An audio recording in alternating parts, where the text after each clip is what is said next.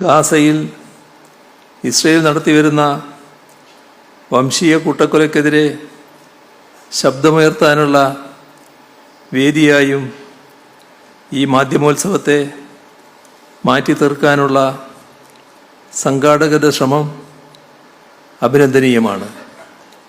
American സാമ്രാജ്യത്വത്തിൻ്റെ പിന്തുണയോടെ Israel നടത്തുന്ന ആക്രമണം എല്ലാ പരിധികളും ലംഘിച്ചിരിക്കുകയാണ്. ഇന്ന് നമ്മുടെ വേദിയിൽ ബഹുമാനായ പാലസ്തീൻ അംബാസഡർ ഉണ്ട് എന്നുള്ളത് നമുക്കെല്ലാം ആവേശം പകരുന്ന കാര്യമാണ്. പാലസ്തീൻ എല്ലാ കാലത്തും നമ്മുടെ മനസ്സിൽ നല്ല ഇടം നേടിയ ഒരു രാഷ്ട്രമാണ്.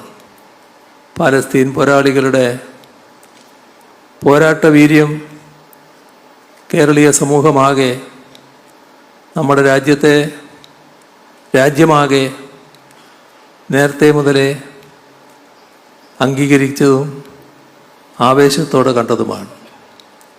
പാലസ്തീൻ അംബാസഡർ ഇവിടെ എത്തി എന്നത് ഇത് പാലസ്തീന് നൽകുന്ന നമ്മുടെ പിന്തുണയുടെ മാറ്റ് വർദ്ധിപ്പിക്കുന്നതിനും സഹായകമാവുകയാണ്. 2023 മുതൽ ഒക്ടോബർ മുതൽ തുടരുന്ന കടന്നാക്രമണത്തിൽ 65,000 പേർ കൊല്ലപ്പെട്ടുവെന്നാണ് കണക്കുകൾ സൂചിപ്പിക്കുന്നത്. ശരിയായ കണക്കുകൾ ഇതിനും മുകളിലായിരിക്കും. മരണപ്പെട്ടവരിൽ വലിയൊരു ശതമാനം കുട്ടികളും സ്ത്രീകളുമാണ്.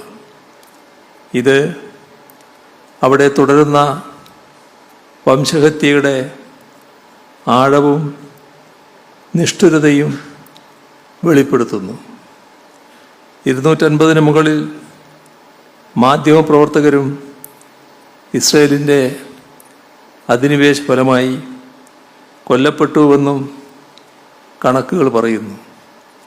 ഇതൊക്കെ കണ്ടിട്ടാണ് പ്രിയപ്പെട്ട ലീലാവതി ടീച്ചർ എനിക്ക് ഭക്ഷണം ഇറങ്ങുന്നില്ല എന്ന് വിലപിച്ചത്. അത് നമ്മുടെ നാടിൻ്റെ ആകെ വിലാപമാണ്.